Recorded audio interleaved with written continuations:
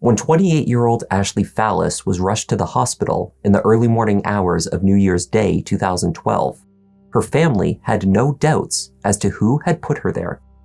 Only Ashley's husband Tom had been in the room with her when she was struck by a single gunshot. Only Tom, with his temper and controlling nature, would have pulled the trigger. But where Ashley's family saw no doubt, law enforcement found plenty. A victim with a complicated history, a crime scene analysis that told two stories at the same time, witnesses with changing recollections. And years later, new evidence coming to light. Hi everyone, I'm Kevin and welcome to Just Thought Lounge. Today's case seems at first to follow a pattern that our viewers will be familiar with. The accused has an unlikely story. There are investigative errors and even accusations of a police cover-up. But not all cases lead to the same conclusion, and this one offers some surprises along the way. Let's take a look.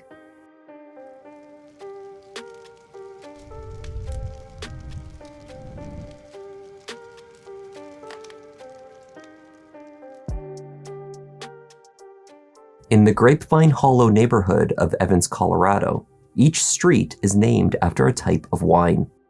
On Zinfandel Street, Tom and Ashley Fallis were hosting a family-friendly party to celebrate New Year's Eve on December 31st, 2011.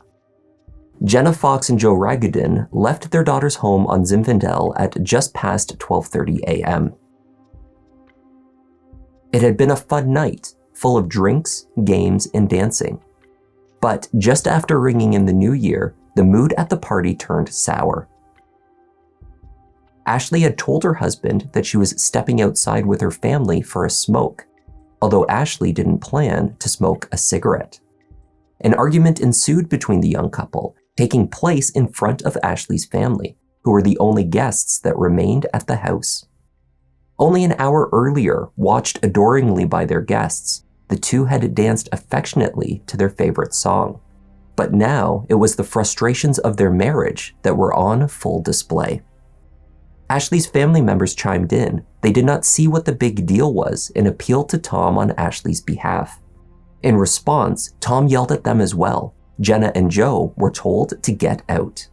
The 32-year-old husband and father then retreated to the master bedroom, reportedly slamming the door behind him in what Joe would later describe as a bit of a rage. Then Jenna and Joe did as they were told and left the house. Less than 10 minutes after leaving the party, Joe and Jenna turned their car around and returned to the house. They were drawn back by a stream of emergency vehicles and police cruisers, all rushing past them to the very house they had just left. When they arrived back on Zinfandel Street, their daughter had already been hurried into an ambulance. Ashley had sustained a single gunshot wound to the head. To her parents, shocked and heartbroken by the scene, it was clear what had occurred in the few minutes after they had left the house. Their son-in-law, Tom Fallis, had shot their daughter in an angry rage. To law enforcement at the scene, however, the situation was not quite so clear-cut. Tom Fallis had been angry with his in-laws when he figuratively threw them from the house that night. He did not think that after a night of drinking, Ashley should step outside with them to partake in further activities. They believed that he was being controlling. Conversely, Tom thought that his in-laws were overstepping. Tom asserted that Ashley's family did not have the full picture. It had been an emotionally trying day for Ashley and Tom before their guests had arrived. When everyone had left the house, the couple's argument picked back up in the bedroom. What had started as a small disagreement then spilled over to bigger issues. According to Tom, Ashley cursed at him. She told him that she would do whatever she wanted to do. Tom responded back, "Fine, just don't do it because your family told you to." Still in mid-argument, Tom was in the closet, he said, ready to change into his pajamas, when he heard Ashley chamber around. She kept her handgun, a Taurus 9mm, under the mattress on the far side of the bed. He started stating, "What are you?" but could not complete his question, because just then he heard the shot. The gun had gone off. What's the address of your emergency? No, 57 Please help me! Please help me! Okay, sir, listen to me. I've got somebody else getting help on the way, okay? Where's she at? 711 Street, Evans, Colorado. Help me now! Help me! Inside the bedroom, responders rushed in to provide medical assistance. The Evans Police Department called in the Colorado Bureau of Investigation, the CBI, within a few hours of the emergency call. They did so in part because of Ashley's family's allegations about Tom Fallis. They told responding officers that Tom had a volatile temper and that when they left the house only minutes before, he had been in a rage. From the physical evidence alone, it appeared that Ashley's wound had been self-inflicted. But upon closer investigation, there were elements that could be deemed counter to this scenario. Photos on the walls were crooked, others knocked to the ground. Could this be a sign that there was a struggle before the gun went off? Then, sitting on top of the chest of drawers, law enforcement found divorce papers. These papers had not been filed, but their existence supported what Ashley's family had insisted. All had not been well in the Fallis household.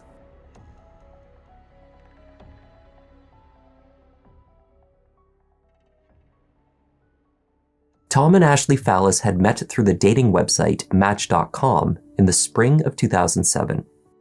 Ashley was a big personality, energetic and talkative. Tom fell for her immediately. By the age of 24, Ashley was already a single mother to 2 girls. Her first marriage to her high school sweetheart had quickly ended in divorce. But when she met Tom, who was just a few years older, family life clicked into place. A year into their relationship, they welcomed a son. 2 weeks after his birth, the couple were married.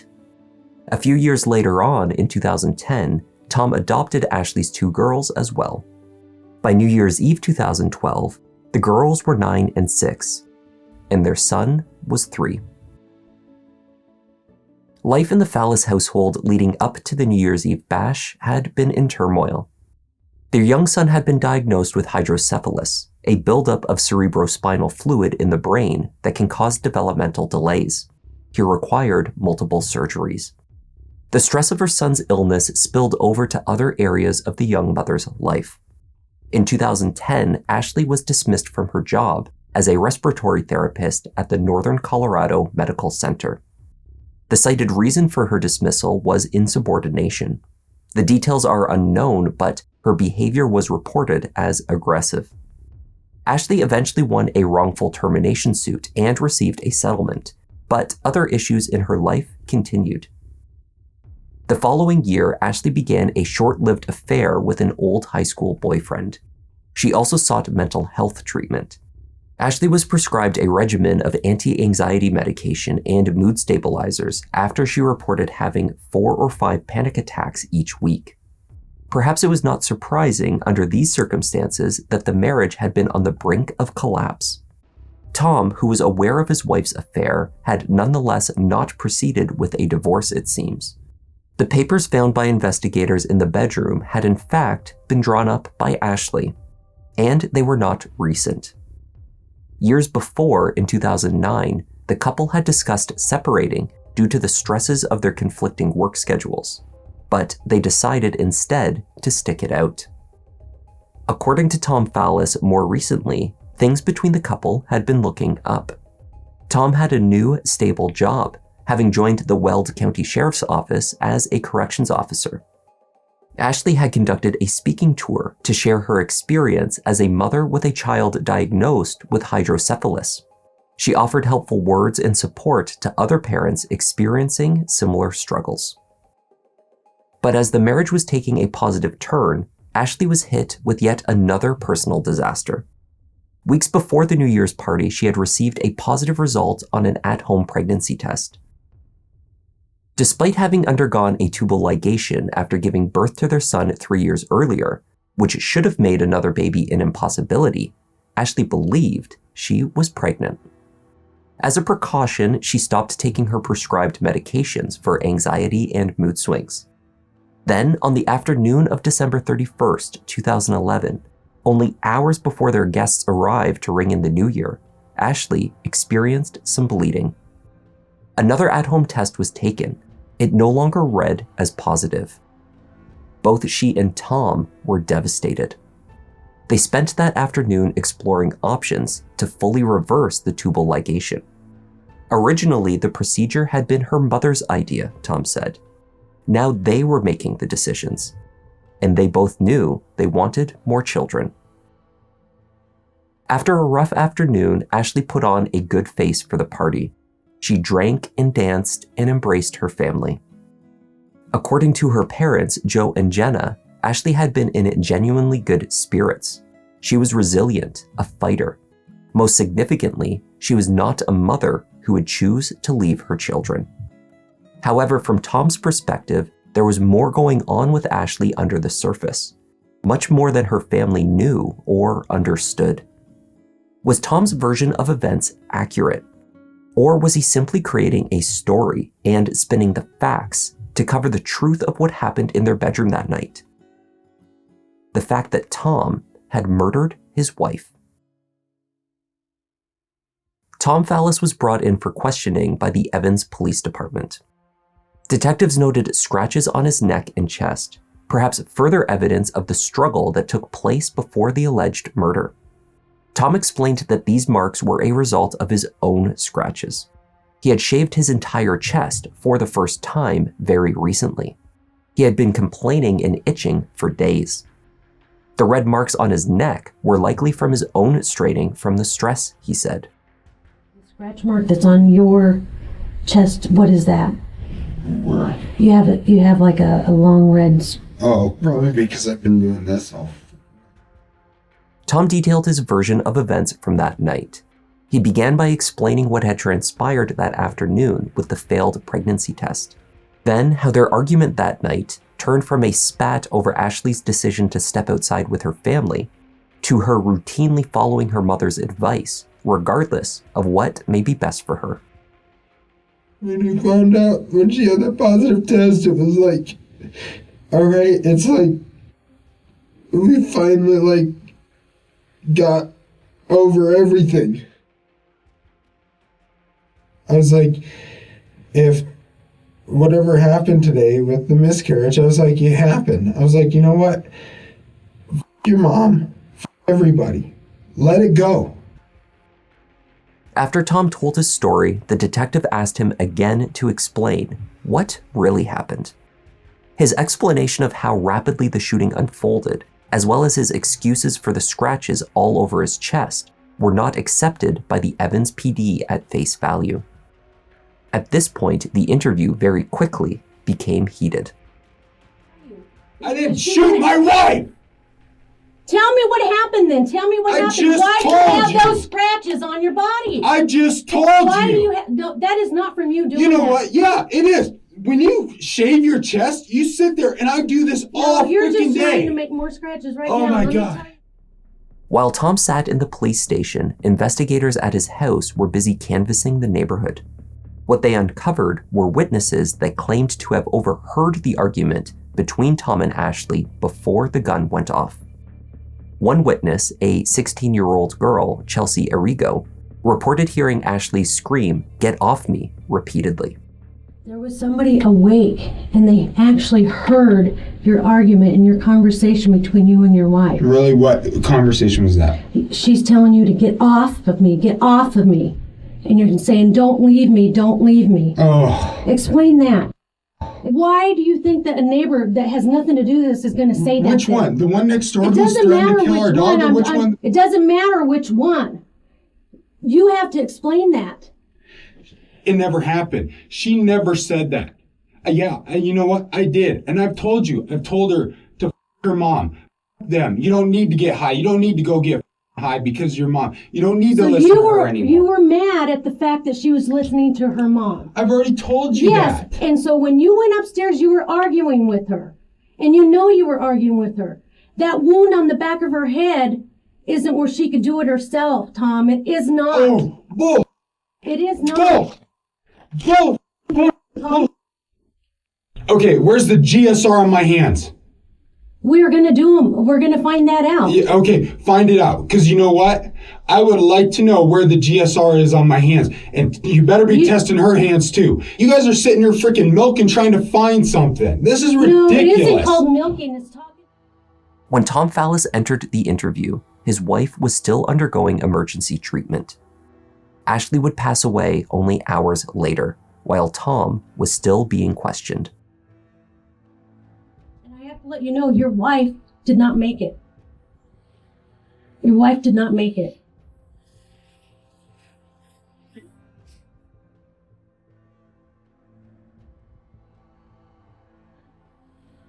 She was breathing. She was breathing when I was holding her. She was breathing. They told me she was breathing when she left the house. I didn't shoot my wife. I wasn't even by her. After 3 hours, it was clear that the detectives were not likely to uncover any further clues, nor force a confession from Tom Fallis. Tom had grown progressively more frustrated. With emotions running to extremes, he repeatedly insisted upon his innocence. You're accusing me of killing my wife. I'm not supposed to get upset? That doesn't make sense. You were upset before this. Yeah, because I've been here the whole time, and nobody's told me. Blow off the handle is what they're saying. Nobody. I did not shoot Ashley. I didn't shoot my wife. I didn't shoot the mother of my kid. 4 days following the shooting, Ashley Fallis' death was ruled a suicide. Lab results for items collected by the CBI investigation were still pending, yet the medical examiner had nonetheless signed off on the manner of death. 2 months after that, the case was formally closed. Ashley's family was devastated. They were also confused and angry. They believed that investigators were too quick in reaching their decision. They pointed to Tom's position as a corrections officer for the county sheriff's office as the reason that he received special treatment. Bias towards a fellow officer is certainly possible, though it ignored the fact that as a corrections officer, Tom worked for a different law enforcement entity than the one conducting the investigation.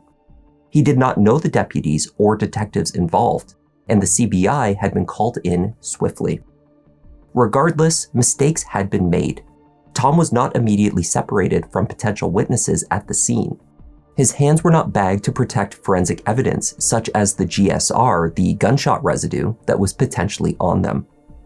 Ashley's family also took issue with the police interrogation, which at only 3 hours, they argued, was maybe appropriate in length for some cases, but certainly not when questioning the prime suspect in a murder investigation. In many ways, Tom Fallis was not treated as a suspect until after Jenna and Joe's insistence at the scene forced the Weld County sheriffs to make a change in approach. And then after they did so, there was little follow-through. Tom Fallis was free to go. Tom packed up the house, his 3 children, and moved out of state. He relocated to Indiana, where he could be closer to his sister and attend university to earn a bachelor's degree. Tom appeared to be seeking a fresh start. Meanwhile, his former in-laws were not giving up their fight for justice. Jenna and Joe went to the media. They did interviews on local and national outlets, speaking openly about Tom Fallis' temper. They spoke of Ashley's love of life. They also admitted that she was on mood stabilizers, but they claim this was as a result of the stresses in her marriage. Any emotional instability was largely the fault of her rage-filled husband. Eventually, one investigative reporter with Fox 31 News, Justin Joseph, took up the case. Do you ever see those detectives change or alter evidence? Yes. And Justin quickly uncovered a new, very significant witness. On January 1st, 2012, 17-year-old Nick Glover lived next door to the Fallis family on Zinfandel Street. He was with friends that night, watching on with interest as emergency vehicles and law enforcement responded to his neighbor's home. From inside his house, Nick told Justin Joseph that he overheard Tom Fallis speaking with his parents. and confessing to shooting his wife. Upset and believing that no one else was within earshot, Nick says he distinctly heard Tom speak the words, "I shot my wife." Furthermore, Nick insisted that he had reported what he heard to a detective when interviewed on January 1st by Evans Police Department. The detective that interviewed the teenager, Michael Yates, however, had no record at all of these statements. With this new information coming to light, the Evans police were met with further accusations of bias and corruption. The obvious explanation to many was that Detective Yates was part of a cover-up to keep a fellow sheriff's employee out of prison. In early April 2014, 2 years after her death, the Evans PD made the decision to reopen the investigation into Ashley Fallis's potential murder. Specifically, the allegations say that the officer omitted material statements from witnesses and that he changed at least one statement of a key witness in the case to support a conclusion of suicide. I can tell you that no person is handled with any kind of differential treatment, regardless of their position in the community or anywhere else, and we're conducting an investigation. On November 18th, 2014, Tom Fallis was arrested outside his home in Indiana. He maintained his innocence and planned to go to trial to fight the second-degree murder charge. By this time, aided by the investigative breakthroughs made by Fox 31 reporter Justin Joseph, the media coverage of the case had reached new heights.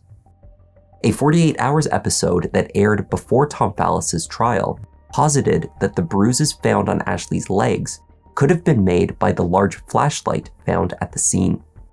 An animation that sought to recreate the crime showed Tom wielding the flashlight as a blunt weapon and using it to force Ashley onto her knees by the side of the bed, the same position that she was thought to have been in when the gun was fired. It was later revealed that the flashlight was left behind by one of the first responding officers, who had dropped it while attempting to render medical aid on scene. It was not a weapon, nor part of the alleged murder. Even without the flashlight as part of the scenario, however, the state held to a similar theory of the crime. Tom Fallis had obtained the Taurus 9mm pistol, owned by his wife and kept under the mattress on her side of the bed. During a struggle, he held the gun to the side of her head. After firing, he lowered her to the ground and called 911.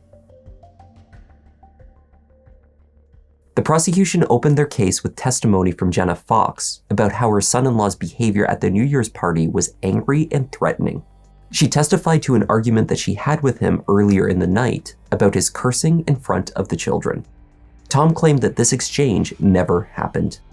At the very end of the night, I think that his behavior towards her was very threatening and very volatile and very scary. Using it as a very loud, booming word. I just went up to him and I said, "Can you kind of cool it with the F word?" And he blew up at me. And he said, I said, "There's kids in the house." Jenna was then questioned about her family's history of mental illness. Both her mother, Ashley's grandmother, as well as her brother, Ashley's uncle, had died from self-inflicted gunshot wounds to the head. And there's a family history of mental illness on your side of the family. I couldn't answer that as a yes. Ashley's psychiatrist took the stand and told jurors that in his professional opinion, Ashley Fallis had not been depressed. When you met with her in December of 2011, did she seem depressed to you? No, she did not. However, during cross-examination, the doctor was presented with new information. It had since been revealed that Ashley had been seeing not one, but 2 psychiatrists, in addition to a primary care doctor, effectively doubling up on her prescriptions, unbeknownst to the professionals or to her husband. Tom was, however, very aware of Ashley's miscarriages, or rather, that is how she perceived them. Ashley's autopsy revealed that her tubal ligation had failed on one side. She had been capable of getting pregnant even after the surgery, as she had believed. But the autopsy also revealed that she had not been pregnant for at least a week prior to her death. What was not in dispute was that Ashley believed she had been pregnant, 3 times over a period of 9 months leading up to her death. She reported herself as a failure as a result of her second miscarriage, correct? Correct. And if you had known that she thought she was pregnant twice and miscarried twice when you saw her on December 2011, you might have thought of that as being a red flag. Is that true? I certainly would have. Would all these things change your thinking about Ms. Fallis' state of mind? Yes. Two forensic investigators took the stand to present opinions based on an analysis of the crime scene. Dan Gilliam had been first called to Zinfandel Street in the early morning hours of January 1st. Since that time, he had logged approximately 400 hours analyzing and testing evidence. Gilliam's professional opinion was that Tom Fallis did not shoot Ashley. Bizarrely, he was called by the state as a witness for the prosecution.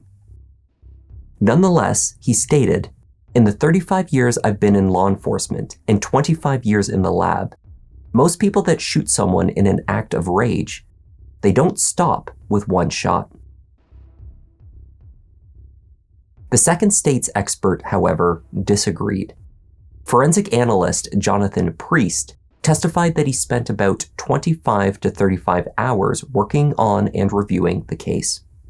To assist him, he looked at about 3,000 pages of documents, photographs, and other case material, and he visited the scene. Priest believed that Tom was right next to Ashley, or perhaps even in contact with her, when the gun went off.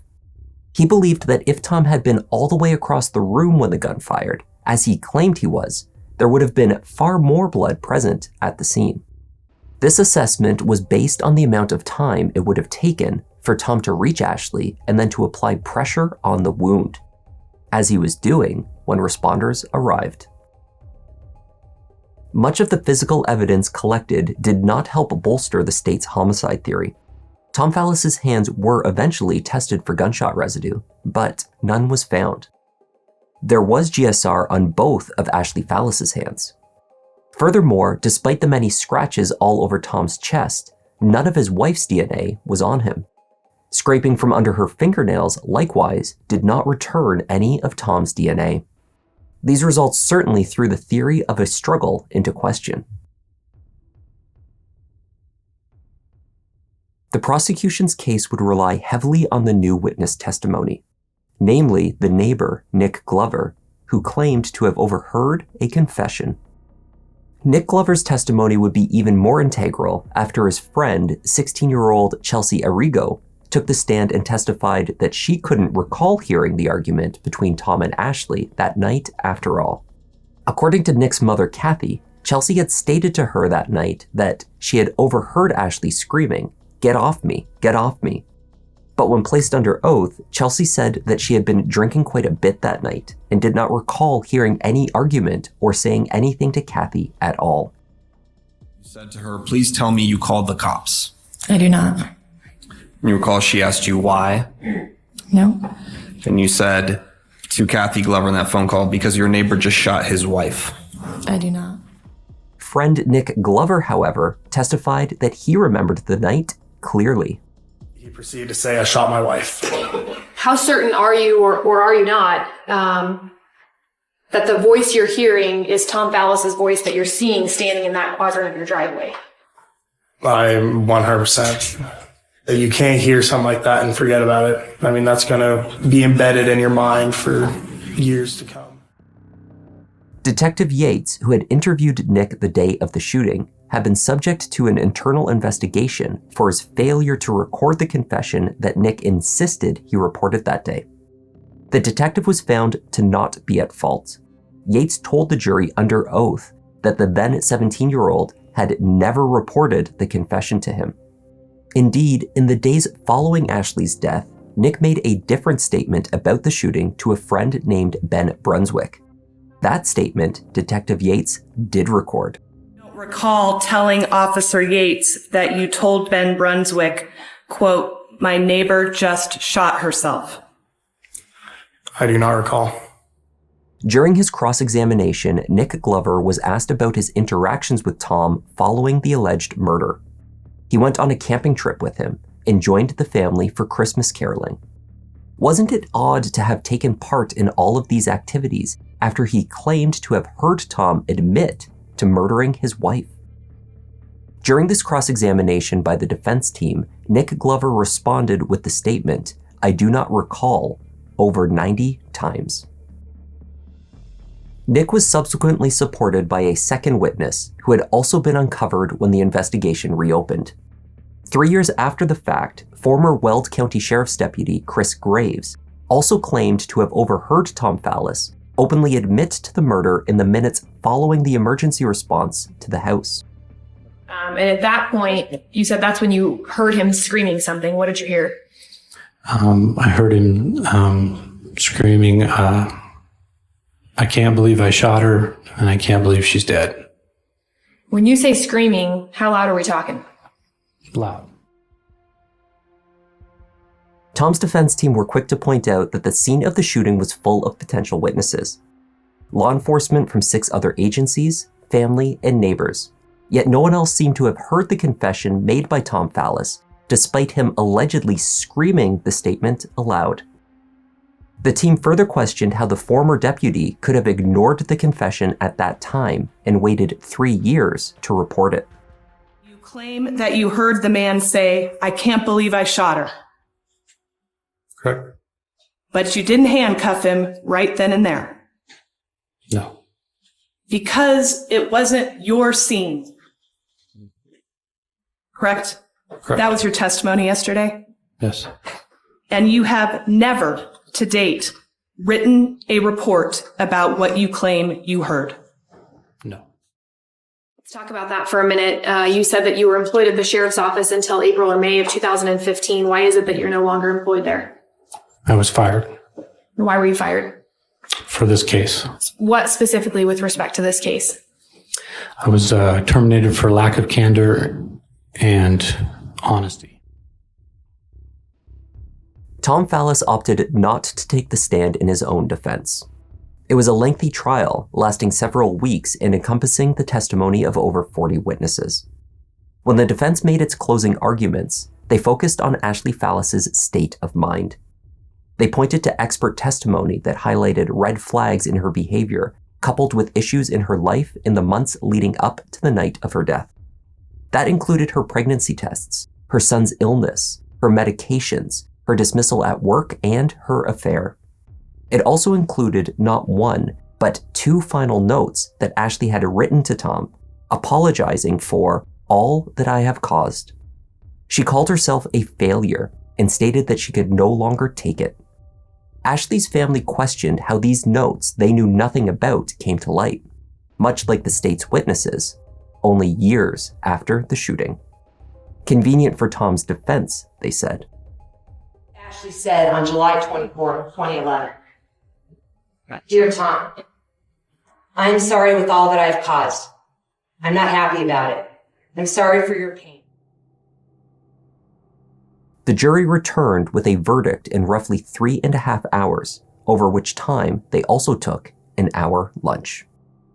And Mr. Fallis, if you and counsel will stand and face the jury. Dispensing with the caption, we, the jury, find the defendant Thomas Fallis not guilty of murder in the 2nd degree and all lesser included offenses, signed by the jury foreperson.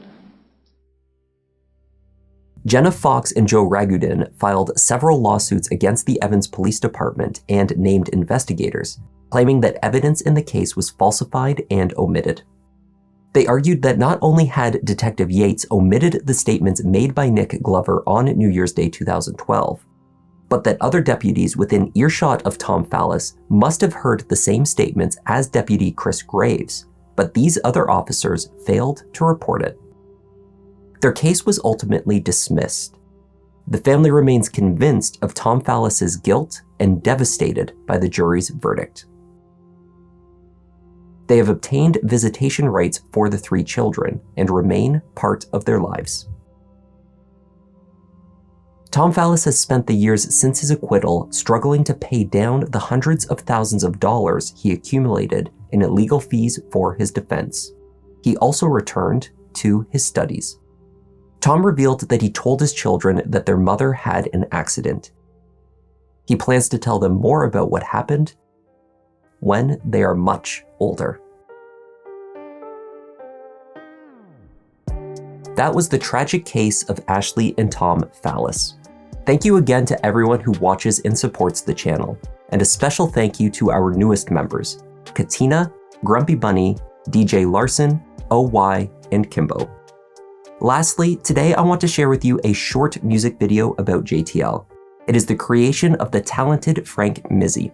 His YouTube channel is called The Second Story, where he combines his songwriting with chilling true events. We'll leave a link to his channel in the description below. Enjoy.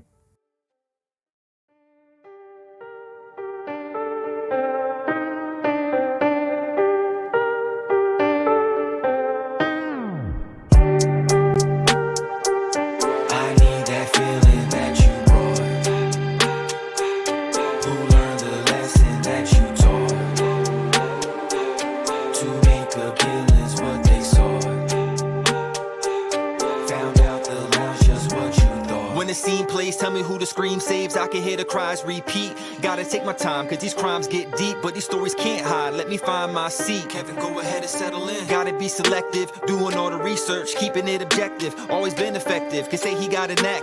Pick of the litter, you see how Newton got his back.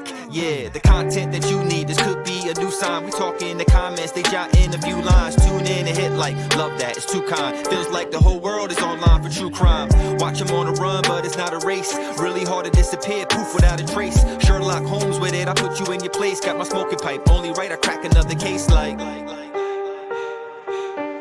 need that feeling that you brought. Who learned the lesson that you taught? To make a killing's what they saw. Found out the lounge just what you thought. Found out the lounge just what you thought. Cases that really make you think. Found out the lounge just what you thought. Yeah, JTL. Found out the lounge just what you thought.